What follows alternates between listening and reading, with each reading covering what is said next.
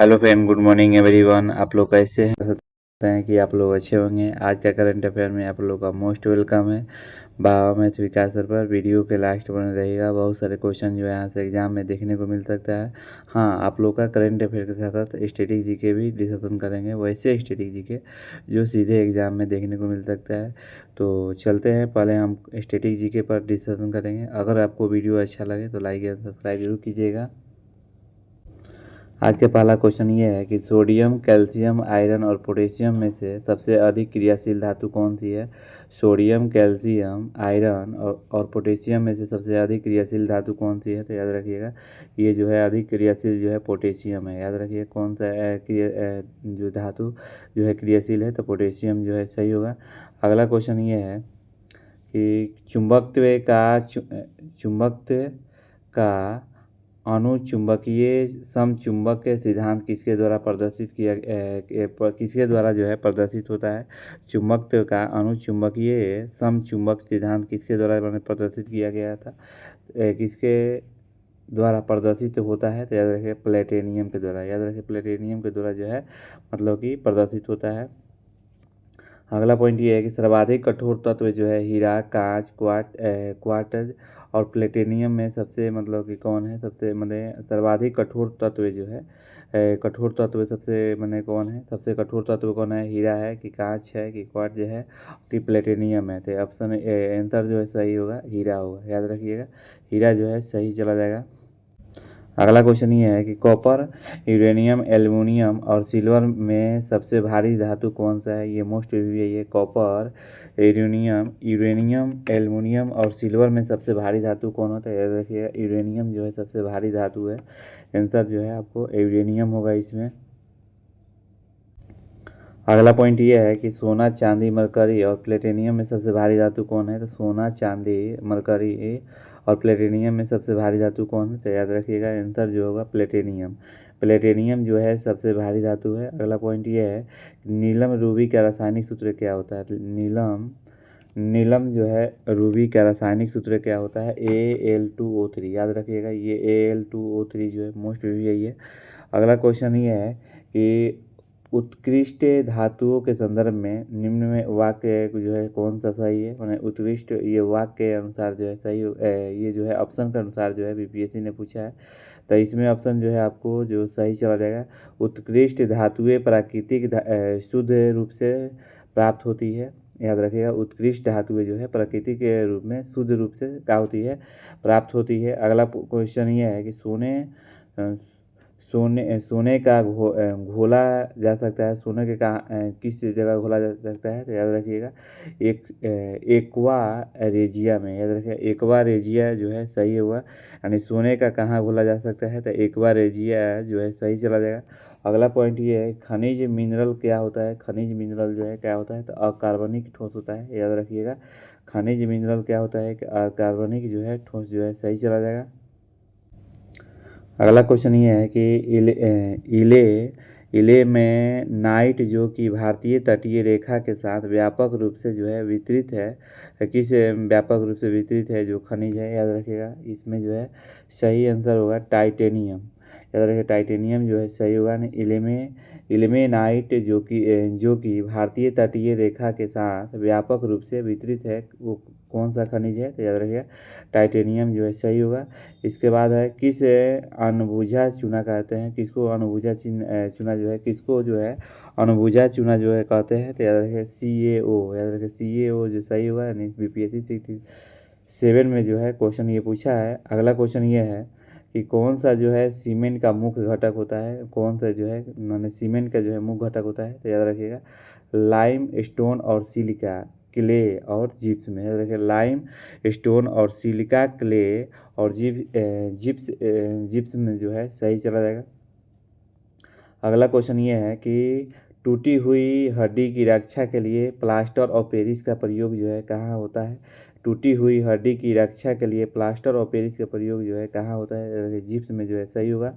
याद रखिए जिप्स में जो है सही होगा। प्लास्टर ऑफ पेरिस का सूत्र क्या होता है? प्लास्टर ऑफ पेरिस का जो सूत्र होता है क्या होता है? तो CaSO4 1/2H2O, याद रखिएगा। प्लास्टर ऑफ पेरिस का सूत्र जो है कहाँ होता है, CaSO4 × 1/2HO2, ठीक है।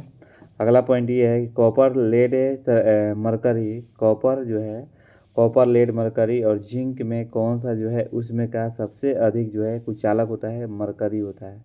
याद रखिए, कॉपर, लेड, मरकरी और जिंक में कौन सा उसमें का सबसे अधिक जो है कुचालक होता है, मरकरी जो है सही होगा। यह धातु जो है समान तापमान पर द्रव अवस्था में है कि जो कह रहा है किस जो है धातु जो है समान तापमान पर द्रव अवस्था में जो है, याद रखिए पारा जो है सही होगा, ये द्रव अवस्था में होता है, याद रखिएगा।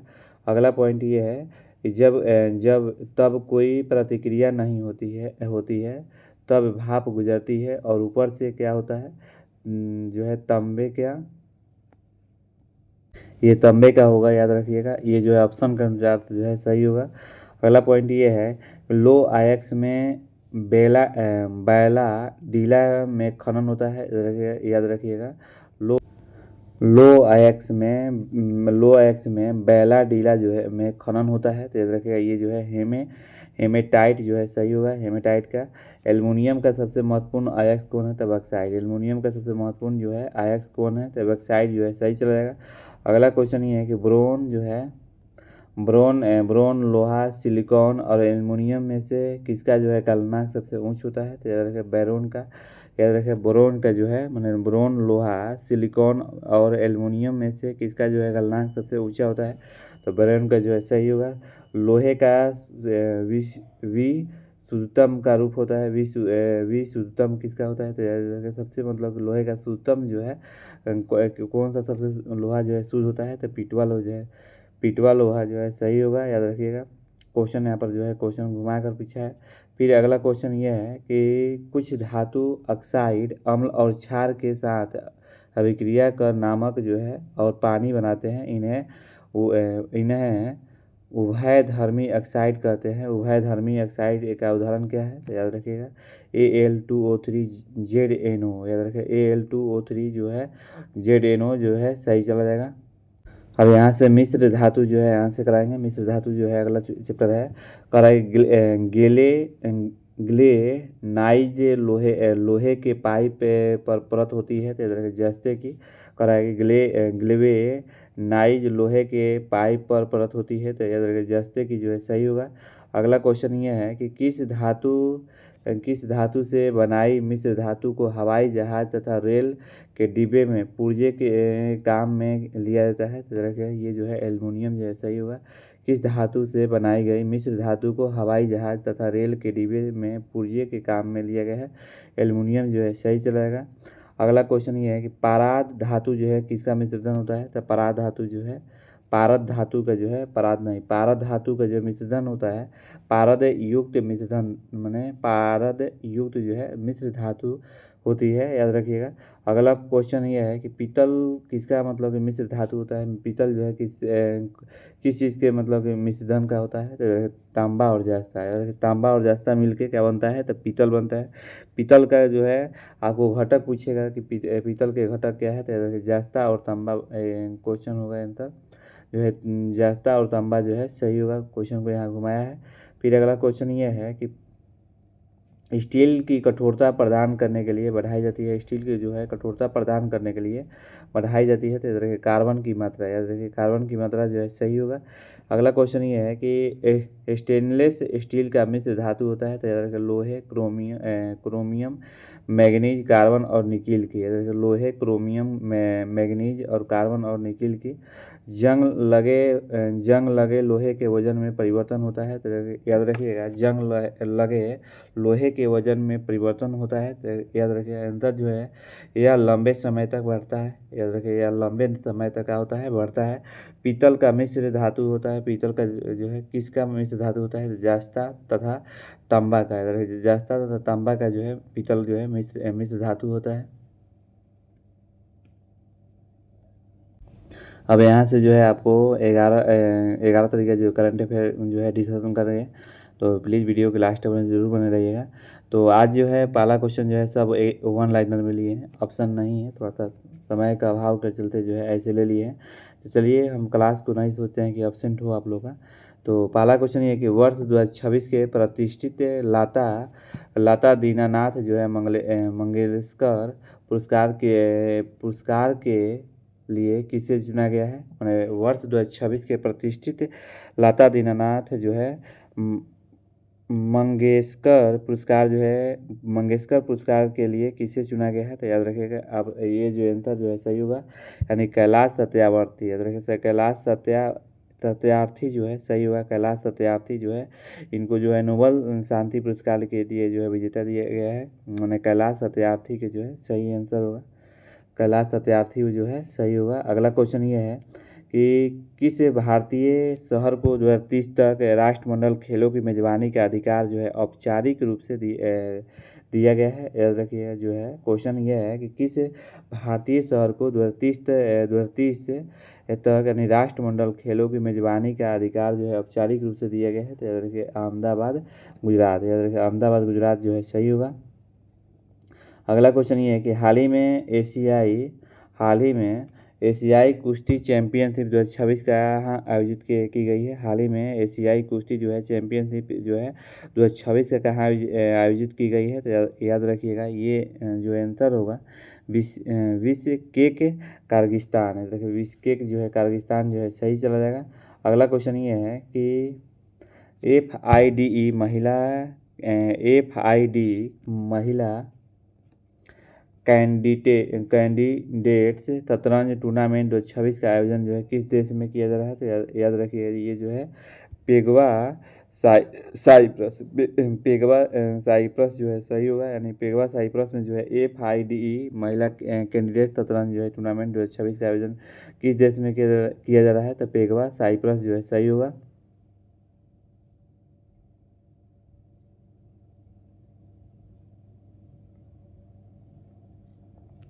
अगला क्वेश्चन ये है कि लोकसभा अध्यक्ष ओम बिरला ने अप्रैल 2026 में किस शहर में जो है राष्ट्रमंडल संसदीय सम्मेलन का उद्घाटन किया है। याद रखिएगा आंसर जो होगा गोवा होगा। लोकसभा अध्यक्ष जो है ओम बिरला ने अप्रैल 2026 में किस शहर में राष्ट्रमंडल संसदीय सम्मेलन का उद्घाटन करेगा। तो याद रखिएगा ये जो है गोवा जो है सही होगा। अगला क्वेश्चन ये है कि हाल ही में भारत ने वर्ष 2028 में होने वाले संयुक्त राष्ट्र जलवायु परिवर्तन सम्मेलन जो के किस संस्करण की मेजबानी का प्रस्ताव वापस ले लिया है। उन्हें हाल ही में भारत ने वर्ष 2028 में होने वाले संयुक्त राष्ट्र जलवायु परिवर्तन सम्मेलन जो है COP के किस संस्करण की मेजबानी जो है का प्रस्ताव जो है वापस ले लिया है। तो याद रखिए COP33 यानी COP33 जो है सही होगा। याद रखिए COP33 जो है सही होगा। अगला क्वेश्चन ये है कि महिला आरक्षण अधिनियम नारी शक्ति वंदन अधिनियम के लिए हाल ही में मंजूर किए गए मसौदा संशोधन विधेयक के अनुसार लोकसभा क्षेत्र का आगामी परिसीमन किस जनगणना के आंकड़ों पर आधारित होगा। याद रखिएगा अगला क्वेश्चन याद रखिएगा आंसर जो है 2011 की जनगणना है। अभी जनगणना जो है आप लोग का पहला जो है चरण शुरू हो गया है। तो जो है ये इसमें है महिला आरक्षण अधिनियम नारी शक्ति वंदन अधिनियम के लिए हाल ही में मंजूर किए गए मसौदा संशोधन जो है विधेयक के अनुसार लोकसभा क्षेत्र का आगामी परिसीमन जो है किस जनगणना के आंकड़ों पर आधारित होगा। याद रखिएगा 2011 की जनगणना पर। याद रखिएगा क्या होगा 2011 की जनगणना पर जो है सही चला जाएगा। अगला क्वेश्चन ये है कि भारत सरकार ने हाल ही में दुश्मन के इलाकों में फंसे पायलटों को बचाने के लिए एक स्वदेशी जो है CSAR ड्रोन के विकसित को मंजूरी दी है। रक्षा क्षेत्र में CSAR का पूर्ण रूप क्या है। तो याद CSAR का फुल फॉर्म होता है कॉम्बैट सर्च एंड रेस्क्यू। याद रखें कॉम्बैट सर्च एंड रेस्क्यू जो है सही होगा। तो कॉम्बैट यानी सर्च एंड रेस्क्यू याद रखिएगा। अगला क्वेश्चन है कि हाल हाल ही में किस पूर्वोत्तर राज्य ने सेटेलाइट इंटरनेट सेवाओं के विस्तार के लिए मैंने स्टारलिंक के साथ एक समझौता जो है ज्ञापन पर हस्ताक्षर किया है? तो याद रखिए मेघालय। मेघालय ने जो है हाई स्पीड जो है सेटेलाइट के इंटरनेट के लिए स्टारलिंक से जो है, आपको मालूम होगा स्टारलिंक जो है एलन मास्क का जो है कंपनी है, इससे जो है मतलब कि अभी समझौता किया है मेघालय ने। अगला क्वेश्चन ये है कि 10 अप्रैल को जो है कौन सा दिवस मनाया जाता है? तो 10 अप्रैल को जो दिवस मनाया जाता है ऑप्शन बी जो है सही होगा, विश्व हेमोपैथी दिवस। याद रखिएगा 10 अप्रैल को जो है कौन सा दिवस मनाया जाता है? तो विश्व हेमोपैथी दिवस जो है सही चला जाएगा। अब यहाँ से जो है अप्रैल महीने का दिवस जो है रिवाइज कराते हैं। देखिए 1 अप्रैल को कौन सा दिवस मनाया जाता है? तो उत्कल दिवस, आरबीआई का स्थापना दिवस, सीबीआई का स्थापना दिवस। 2 अप्रैल का जो है विश्व ऑटिज्म जागरूकता दिवस। 4 अप्रैल को जो है अंतर्राष्ट्रीय खाद्यान्न जागरूकता दिवस। 5 अप्रैल को जो है राष्ट्रीय समुद्री दिवस। 6 अप्रैल को जो है विकास शांति के लिए अंतर्राष्ट्रीय खेल दिवस। 7 अप्रैल को जो दिवस मनाया जाता है विश्व स्वास्थ्य दिवस। याद रखिएगा 7 अप्रैल को कौन सा दिवस मनाया जाता है? तो विश्व स्वास्थ्य दिवस। 8 अप्रैल को जो है मंगल पांडे का बलिदान दिवस। 9 अप्रैल को जो है सीआरपीएफ शौर्य दिवस। और 10 अप्रैल को जो है विश्व हेमोपैथी दिवस जो है मनाया जाता है। अगला क्वेश्चन ये है कि 8 अप्रैल 2026 के प्रधानमंत्री मुद्रा योजना जी के 11 वर्ष पूरे हो गए। ये योजना जो है कब से शुरू हो गया है? याद रखिए 8 अप्रैल 2015। याद रखिए 8 अप्रैल जो 2015 जो है सही होगा, यानी ऑप्शन बी जो है सही होगा। चलिए अब ये मैंने मुद्रा ये जो अब मान लीजिए कि ये योजना जितने भी है मैंने एग्जाम में आने वाला ये सब रिवाइज कराते हैं। देखिए जैसे प्रधानमंत्री जन धन योजना जो है कब शुरू किया गया था? 28 अगस्त 2014 को। याद रखेगा प्रधानमंत्री जन धन योजना जो है 28 अगस्त 2014 को जो शुरू किया गया है। मेक इन इंडिया जो है 25 सितंबर 2014 को शुरू किया गया है। स्वच्छ भारत मिशन जो है 2 अक्टूबर 2014 को शुरू किया गया। स्वच्छ भारत मिशन जो है 2 अक्टूबर 2014 को शुरू किया गया। मिशन इंद्रधनुष योजना जो है 25 मैंने 25 दिसंबर 2014 को शुरू किया गया है। बेटी बचाओ बेटी पढ़ाओ जो है मैंने 22 जनवरी 2015 को जो है शुरू किया गया है, यानी बेटी बचाओ बेटी पढ़ाओ जो है 22 जनवरी 2015 को शुरू किया गया है। अटल पेंशन योजना जो है 9 मई 2015 को शुरू किया गया है। प्रधानमंत्री आवास योजना जो है 25 जून 2015 को शुरू किया गया है। प्रधानमंत्री फसल बीमा योजना जो है 23 जनवरी 2016 को शुरू किया गया है। प्रधानमंत्री उज्ज्वल योजना जो है 1 मई 2016 को जो है शुरू किया गया है। याद रखिएगा जल मिशन योजना जो है 15 अगस्त 2019 को शुरू किया गया है। पीएम मित्र योजना जो है 6 अक्टूबर 2021 को शुरू किया गया है। पीएम श्री योजना जो है 5 सितंबर 2022 को जो है शुरू किया गया है। अगला क्वेश्चन ये है कि किस राज्य ने कैंसर को अधिसूचित बीमारी को घोषित किया है? किस राज्य ने कैंसर को अधिसूचित बीमारी को घोषित किया गया है? याद रखिएगा ऑप्शन ए जो है सही हुआ, नहीं तेलंगाना जो है सही चला जाएगा। सॉरी, किस राज्य ने कैंसर को अधिसूचित बीमारी जो है घोषित किया है? तो तेलंगाना, यानी तेलंगाना सरकार ने वहाँ के जितने भी ज़िले हैं ब्लॉक हैं अगर कोई भी अगर कैंसर से मरीज जो है पीड़ित है तो ज़रूर जो है सूचित करें सरकार को या हॉस्पिटल को, सरकारी हॉस्पिटल को, ताकि मतलब कि जल्द से जल्द जो है माने कैंसर जो है ख़त्म किया जा सकता है किया जा सके और तेलंगाना जो है सबसे पहले माने कैंसर माने मुक्ति वाला राज्य बन जाए।